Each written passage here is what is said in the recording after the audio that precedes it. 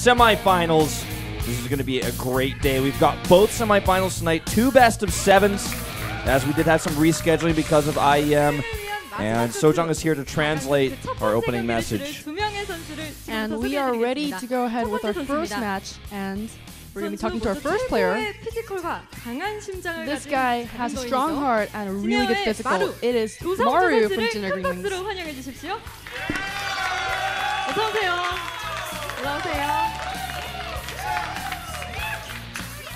안녕하세요. 조성주 선수를 맞서는 두 번째 선수입니다. And we're going to meet the next player, the opponent. He has a long experience. 이 자리까지 올라온 저력의 선수입니다. He's the powerful Protoss.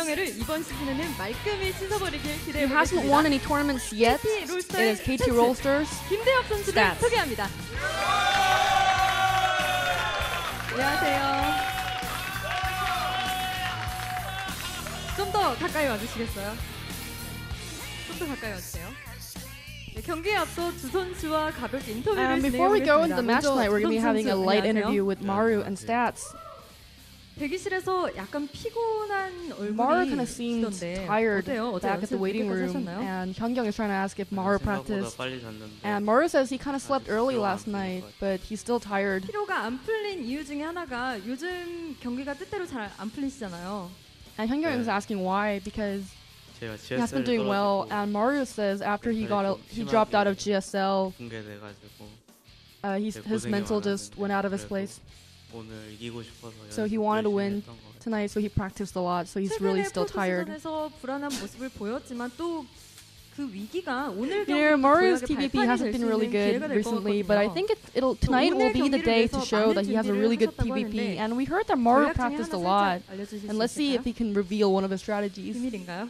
Or is that a secret?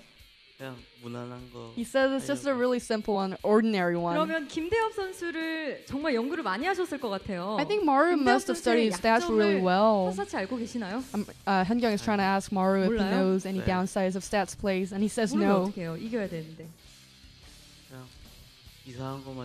He says he's gonna try to watch out for the weird builds. 그냥 해도 이길 것 같다. He's just gonna do it. Nothing special. Maru says Protoss has a lot to build, so even if you study it, I just get a headache.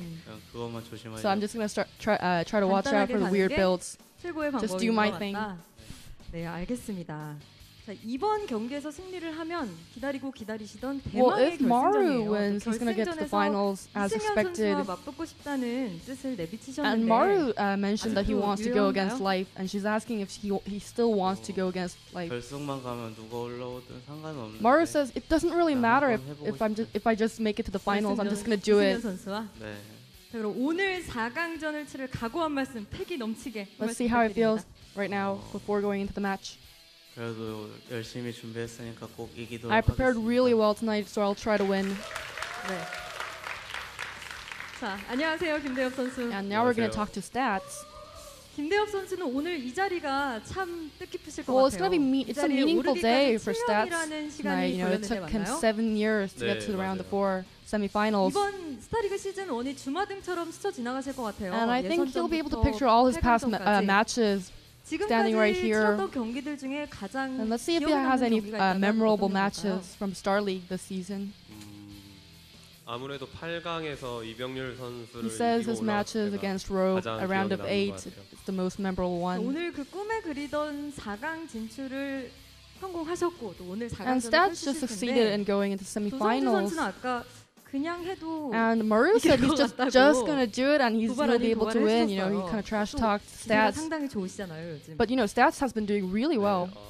성주가 요즘에 기세가 좀 많이. And Stats is mentioning that Maru isn't doing really well these days. 네, 지금 저한테는 굉장히 좀 He's going the downside. 작용하는 것 And 같아요. he says it worked out well for him.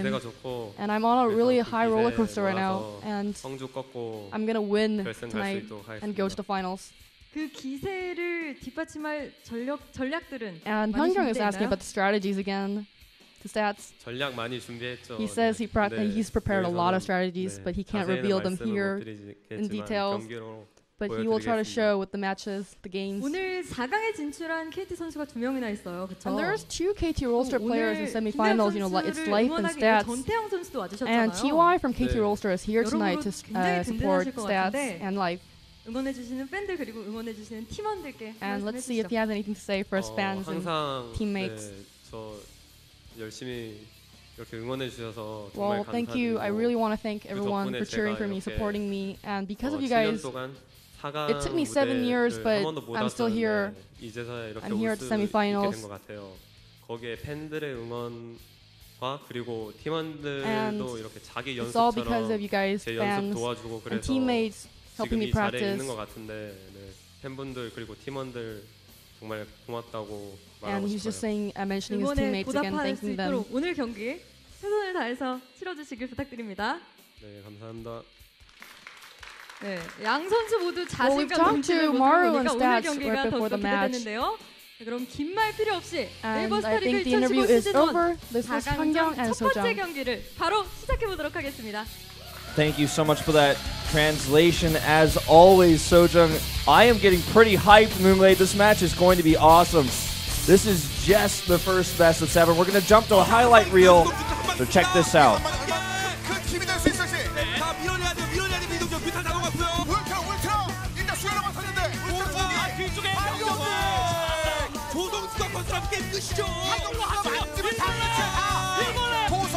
완벽한 반짝이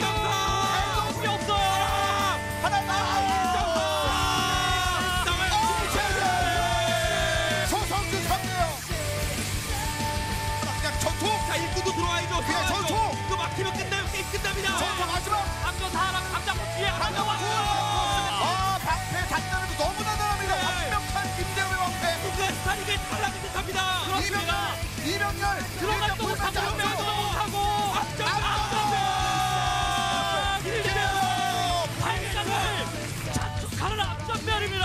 데뷔 8년 만에 세계 첫 사강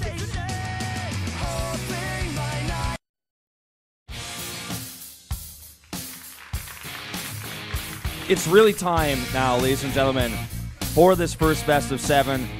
Stats versus Maru. Maru versus Stats.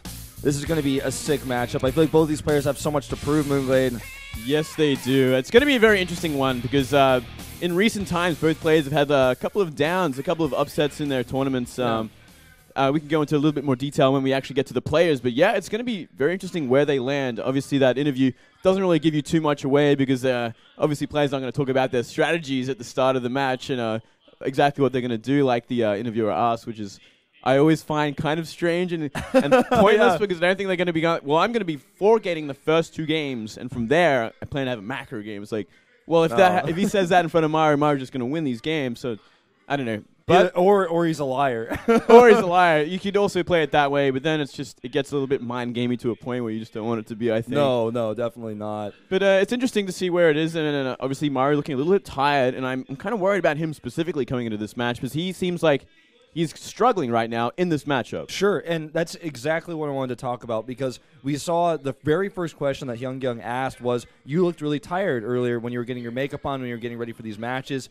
You must have been up all night practicing, whereas Stats seems to be a little bit more with it today. And I feel like Stats is almost like he's the underdog, but he kind of has this like weird feeling of like favoritism just because everyone's cheering for him because it's his first round of 4. It's the first time in his entire career in like 7 years that this guy's ever been able to make it this far. And so that makes this a great story, right?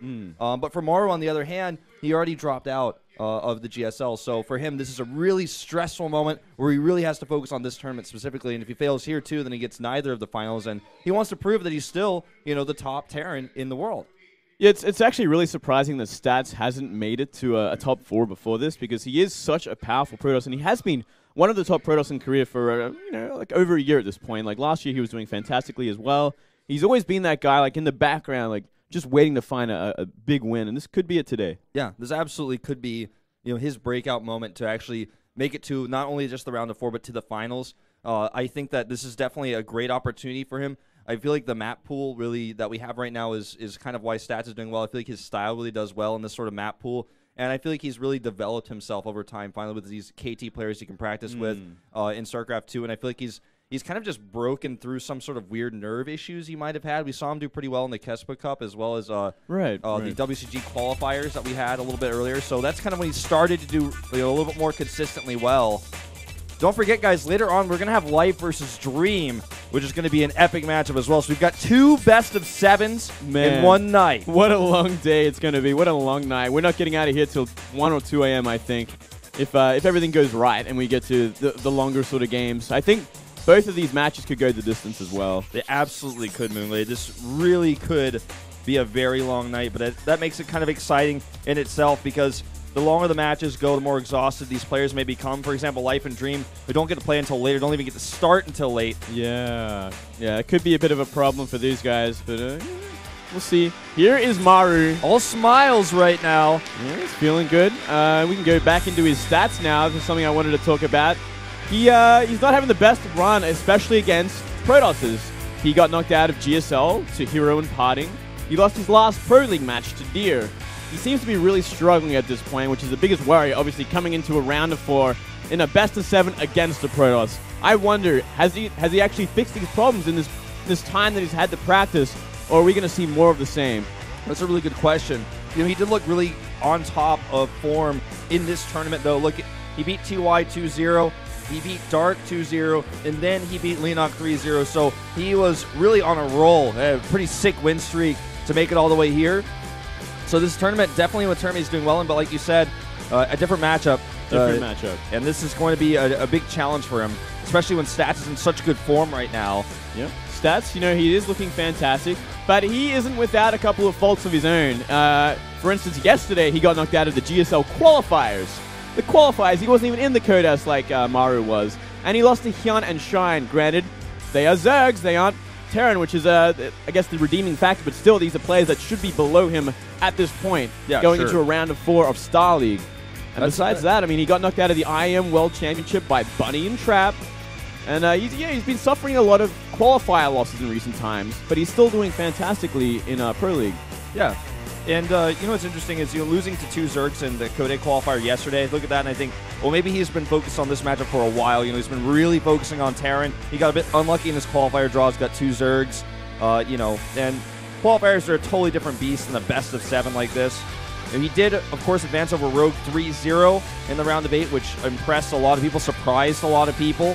He did very well in that matchup. The rest of his matchups, though, were very close, 3-2, 2-1, and 2-1. So he's had a tough tournament run. He's, barely sneaked by in almost all of his rounds except the round of 8. Yeah, I mean, I guess we can never really forget that he did go through innovation to get here. He did go the distance 3-2, but he still managed to beat that guy, and that guy is on top of the world right now as Terran. Yeah. And that's why I feel like Maru wants to prove that he's actually just as good as Innovation. I feel like that's what this tournament is for him, to try to prove. So just taking a little bit of a closer look at some of these stats. You can look at the match and the set ratios, but they don't really mean that much because this is not all of their stats. But what's really cool to me is the playtime per set and the playtime per wins. They're actually kind of medium-length games. Stats games a little bit shorter than Maru's. Kind of interesting like that.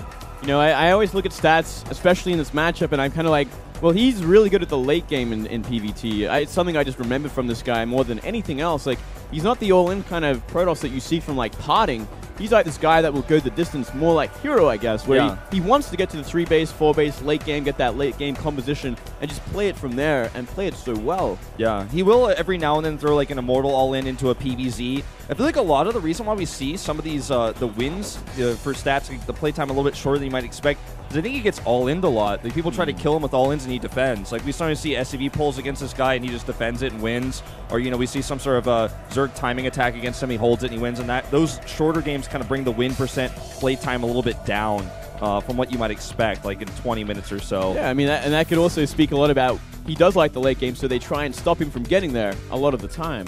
Yeah. Okay, so these are recent 10 games, it looks like, for Maru. You can see the games he's played recently. I'm guessing the blue is losses he's taken and the red is wins? Yeah. Or no, maybe it's the other way because he lost to Parting and Hero, right, in the GSL? Yeah, he did. Okay. Still, so those are the recent 10 games versus Protoss that we've got here. Okay. And so he's gotten some recent wins over Deer, Parting, and Hero. But, of course, in the GSL group, he wasn't quite able to get out of there. Yeah. Yeah. so pretty much what we've been talking about, the recent sort of stats. He hasn't been doing well against Protoss, which is really the thing you want to take away from this. He seems to be really struggling, and it's really recent sort of results as well. So you wonder, has he fixed it in like the only couple of days he's had to really practice hard for this match, or is it going to still be the struggle that he's been having? Yeah. To be honest, guys, I don't know exactly what these bars mean. Like, at first I was like, well, he lost maybe 4-0 to Parting, and I'm like, wait, no, like that's not even 4 bars, that's 5 bars. Like, we don't do best of 9 well, in I mean, this game. Unfortunately, here at EsportsTV, we don't actually get told anything. sometimes we have these graphics. I mean, some graphics are so self-explanatory it'd be insulting to explain them to us, but this one I'm just not sure. But anyways, I think it might be like the way in which he lost. Maybe like he got crushed in those games. Maybe that's what it means. Like 5 bars, it means you got smashed badly. And here's Stats. But Stats is, he's been doing a lot better. So I wonder, the Reds maybe are him winning convincingly. Obviously, he did beat Hero. He did beat Classic. He beat Rogue 3-0. You think he beat Life in a Pro League match? Yeah. And then Rogue is like obviously the 3-0. Yeah. And then Sora might have been like a qualifier. It was a Pro League match, actually. Oh, that's right. Yeah, it was on Tuesday. Oh, that's right. Okay. So, okay. It's like the level of destruction, I think. Okay, that makes more sense. Okay. Interesting way to put it. I'm glad we figured it out before they were off the screen. I still don't know about if I really rate them there. Yeah, I don't know if this seems to be like a bit vague, but anyways. Oh, so the bit larger the bars is actually like the value of the player that you beat, like the player's tier.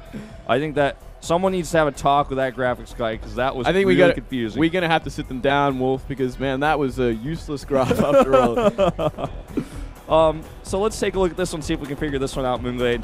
All right, so win rate versus race. Okay, here for Maru, he has a 51%. Those are how many times he's won recently.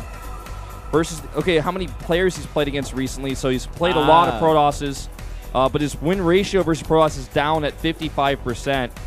And that's not just including like his most recent Protoss results, which have been quite weak. Yeah, yeah. It definitely hurt that percentage by a long shot, that's for sure, making it his weakest sort of win rate out of all 3. TVT actually 70%. That's really impressive. Yeah, that's quite nice. And, versus Protoss, 11-9 versus some of the best players in the world isn't terrible, but it's again more about the more recent results you've had, which you might see a graphic of. I'm not exactly sure if we will or not, though. I guess we're going to take a look at stats here now. And his record versus Terran is 5-3, which is impressive, but it's not as big of a sample size as Maru's. He had like 20 different games we're looking at. This is just 8 different games we're looking at. See, we don't get that much exposure from stats, which is one of the problems, because obviously he isn't in GSL. He has made it this far in SSL, but we didn't actually get to see him against Terran except for that round of 32. So he has kind of been sitting there just practicing, powering up. He plays the occasional Pro League and does well, but we don't get that much of a sample size. Yeah. I mean, if you look at the graph of how many times he plays Terran versus the other races, he only plays Terran a little bit more often than he ends up playing against Protoss, but a lot more often than he plays against Zergs, for example, so experience-wise. But this is only 20 games to look up in total, whereas like Maru's stats versus Protoss were 20 games on their own. Yeah. Let's take a look at the map list here and these players' record. A very impressive record for Overgrowth and Foxtrot Labs for stats, 5-0 on both maps. Yeah, that is absolutely huge, and it's very interesting. This is pretty much telling the story of what's going to happen. Starting off with Nimbus, advantage Maru. Then Overgrowth, okay, more of an even map. Then Catalina, advantage Maru once again. King Sejong Station, probably more in favor of stats, I'd have to say. It really suits his playstyle. Yeah. Deadwing, bigger map, obviously spawns are a bit of a factor in that one. Same with the Foxtrot Labs, and then King Sejong Station again to finish it up. Yeah. Yeah, Stats will be very happy there's no Nimbus in there. Yeah, you don't want a second Nimbus. That would be the nightmare. Oh, we do have Nimbus in here, actually. Oh, yeah, the first map. Yeah. I was thinking, like, I thought it was going to repeat again at the end. Oh, yeah. Okay, yeah. And then I said there's no Nimbus, but I threw myself off. All right. I'm sorry, everybody. Game number 1, though, is going to be on Nimbus. It's starting right now, ladies and gentlemen. Maru versus Stats here in the semifinals of the Neighbor Star League. I'm Wolf. With me is Moonglade. And let's get into this game.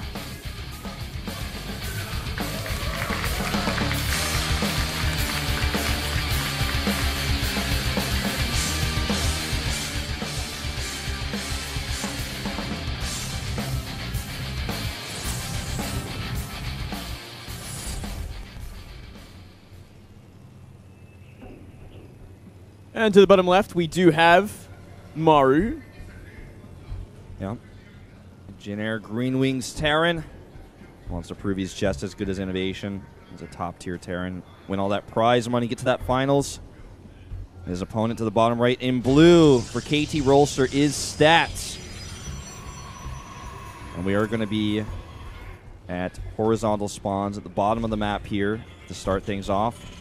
And I would have to say it's definitely a favored sort of positioning spawning point for Maru. I mean, he's going to have that direct flight path straight from his main to the natural, pocket natural of Stats. So it's going to make these kind of like early game harassment, the mine drop, the bio drops, a lot easier. And obviously this map is also pretty Terran favored because of that reason alone. But also the third base is pretty exposed. It really leaves itself open to a lot of harassment, a lot of early sort of timing attacks from the Terran. Yeah, we had a lot of probes queued up there for Stats, so very likely going to be a Nexus first here. Oh, okay, not as many as I thought, though. Could still go for it. I think he will be, considering he is up to 250. Yeah, could take a little bit of damage here, because we are seeing Maru open up with a sort of standard sort of Rax Refinery. Probably going for that Reaper. Yeah. And the Reaper gets a good scout off, and it could be a lot of trouble. Yeah, Reaper actually, Reaper-oriented openings can do so much damage versus a Nexus first as well, because you have a late Mothership core, you have late Stalker. He does send a scout out right away. He's going to actually check the Watchtower first. You know, another big problem build for this matchup when you're playing a Nexus first is also a 2 barracks proxy in the middle of the map, so he wants to make sure that's not going on either.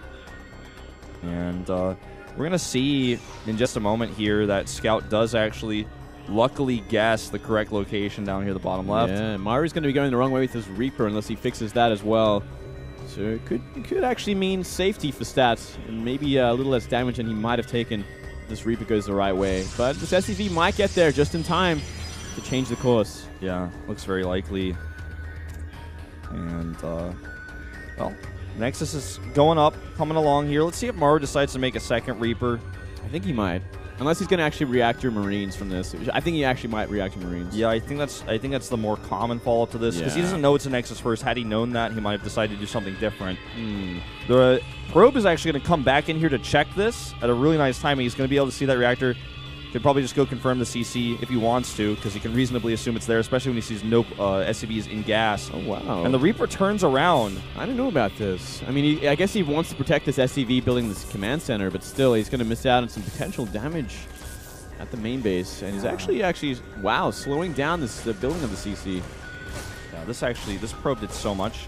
I guess it wasn't so much about the scouting of the command center as much as the harassing of it. And now he's going to have a Stalker and a Mothership core on the way. The Reaper not able to do anything, and he still hasn't been able to identify what he's up against, so he's going to be very annoyed when he finds out. He does add a second CC right away, playing very greedy here. Yeah, just playing more defensively with this Reaper. Bit of an unfortunate situation, but he's going to get the scout off with this SCV. He should have an idea of how everything is going now, but doesn't get to see too much. Yeah.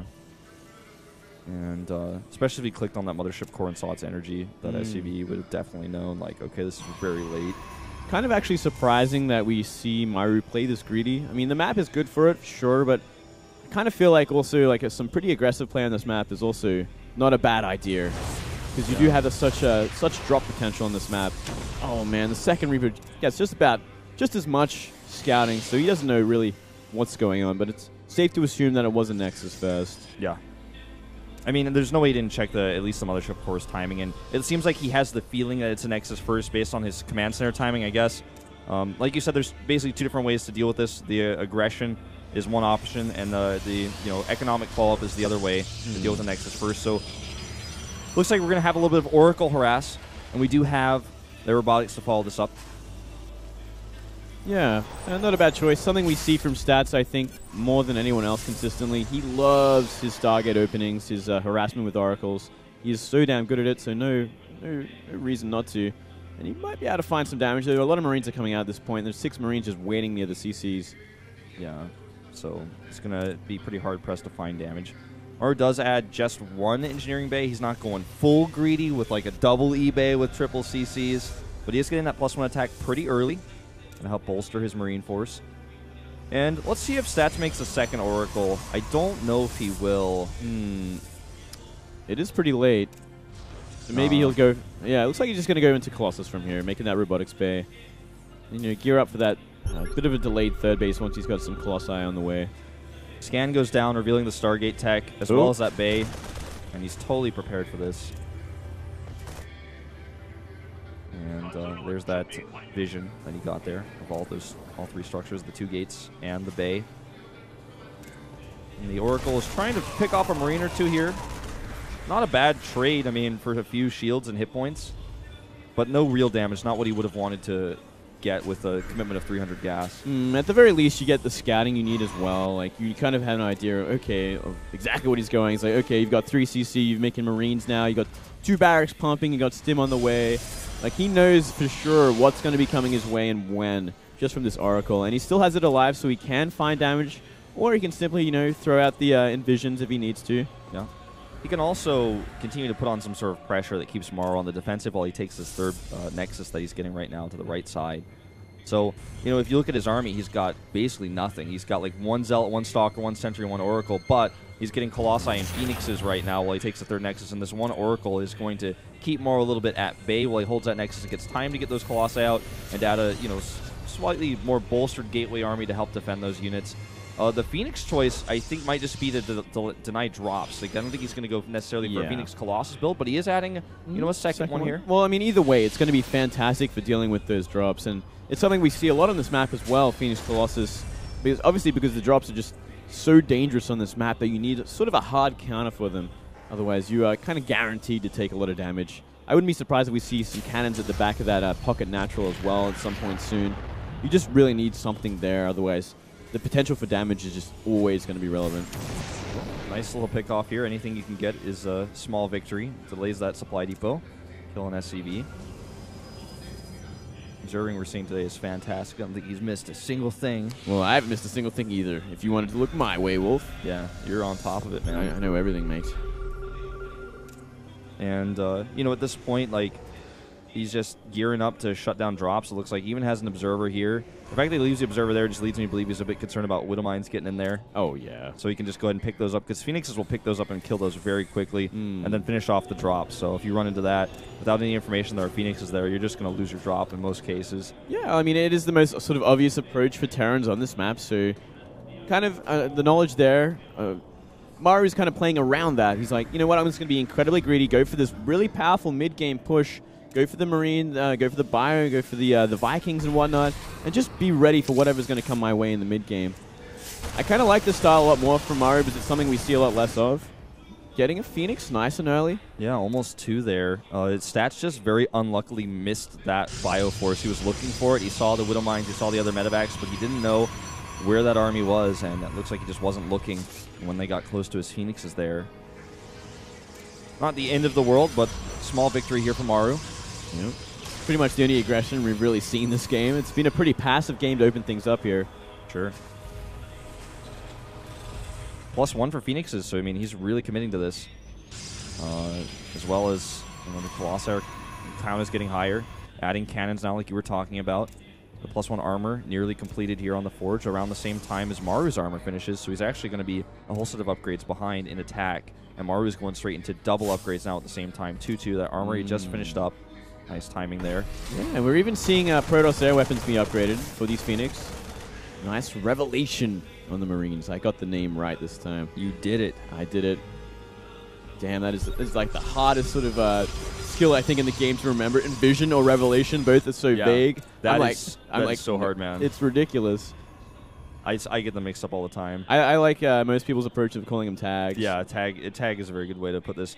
Well, Maru has identified this as a Phoenix Colossus build. That's why we see those 4 turrets queued up here. And it looks like he's just going to turret push across the map. He's already gone into quadruple Viking production with a 3rd starport on the way to actually add additional Vikings and also to help continue to add medevacs in when he needs them. Yeah, and we've seen this a lot before from Maru. He does it so well, but he gave it away with that revelation, unfortunately.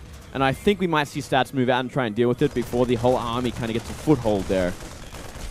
As we see the move. Yeah, he would definitely like to do this, right? I mean, does not want to allow Maru to get into a great position with static defense. These turrets do so much damage to air. I mean, they fire so quickly. They have a high rate of attack as well. Well, I mean, like once this foothold's there, you can't really use your Phoenix properly. and it gets very awkward, and now the Vikings could start poking at the Colossus. And what are they going to do? They can't commit to anything. There's so many turrets up already. We do see about 7 have finished at this point. Widow Mines are there too in case Phoenix want to try and fly in. And he's just going to keep creeping forward. I love this style from Maru. Yeah, and he's also just going to continue to bring Widow Mines here, which do great damage to Phoenix's as well. And I don't know what the move here is for Stats. I mean, he can't break into those turrets. He's going to have to bulldoze his way through it at some point or just give up a base. Like, there's only 2 options here. Yeah. And he's running out of time for one of them. Absolutely. Another few great volleys with those Vikings. And his Phoenix essentially are just useless. Finally, the Vikings overextended. He's able to pick one of them off, but he takes a loss as well. And Maru's just getting closer and closer. His Widowmine count is quite high, and he's now starting to add Ghosts into the mix as well to help deal with this High Templar. And also, you know, just blanketing this army with EMPs will make it so much weaker for all these Vikings. Turrets, for example. I think he's waiting for the Storm to finish before he really wants to commit. It just finishes now, so he can get a good Storm off if he wants it. But the turrets are, like, essentially at his doorstep. But here we go. Looks like Stats might be trying for it. Picks off a lot of that bio here. The Vikings still remain, though, and they're going to actually catch a Colossus here a little bit out of position on Rally. So that's a pretty big victory there. At this point, the 2 Ghosts are starting to join up. They're going to have some EMPs available. By the way, Maru now 2-2 versus just the +1 armor. And I think he just finished +1 attack, so it's 1-1 versus 2-2. Yeah. That's a whole set of upgrades, though, so that bio army is really strong. Well, here we go with a quad drop into the pocket natural here. There's 5 cannons, but that's not going to be enough for this many Marauders. No, it's not. And he's just going to go ahead through those cannons. Here comes this Protoss Force going back to this base, but it's a bit too slow. He's going to lose this Nexus. Meanwhile, a huge Zealot counterattack hitting Maru's base. He's going to have to respond to this. A lot of his bio, of course, is clumped up on the attack. He has to send a lot of that home. And this is actually going to kill quite a few of these add-ons, maybe even the factory there. Yeah, it's going to do a bit of work. It's going to actually pull some of his forces back, but still he's got a lot camping these turrets as well as the Widow Mines. So it's going to be a costly engagement if Stats wants to try and clean this up. This is a cool move, though. I like this. Draw the bio army home. This might be his best chance to slowly Storm push his way through these turrets and bring those Stalkers forward. This is very expensive what he's doing here, but he's finally breaking through this. He's getting through it, that's for sure, but he's essentially lost all his Phoenix at this point. He has had to use a lot of Storm. He's got a few Templar left, though. Still, Maru's going to really need a lot of Ghosts and decent EMPs to kind of handle this army at this point. Yep. These Vikings are such a big problem. He has so many Vikings. These Colossi are basically irrelevant. I mean, he has to get the Stalkers forward to push the Vikings away with some Storm support before the Colossi can even think about engaging. Otherwise, they're going to take so much damage. Meanwhile, a massive Zealot Warpman with that huge Marine bank that he's got coming up here. Going to catch reinforcements, going to catch some Ghosts even. That's expensive. Yeah, that is very expensive. It's going to really force the army back once again. So Stats kind of getting some breathing room. And looks like he's going to make some use of it and actually try and push the issue here. Yeah. And all these barracks are trying to be added here. Some of them actually losing their building SCVs. Quite a few workers going down there, in fact. And Stats has regained total control of his base. He's also taking now that 4th base, the top side of the map. Maru hasn't been able to secure anything close to that yet. In fact, I don't even think he has a 4th CC.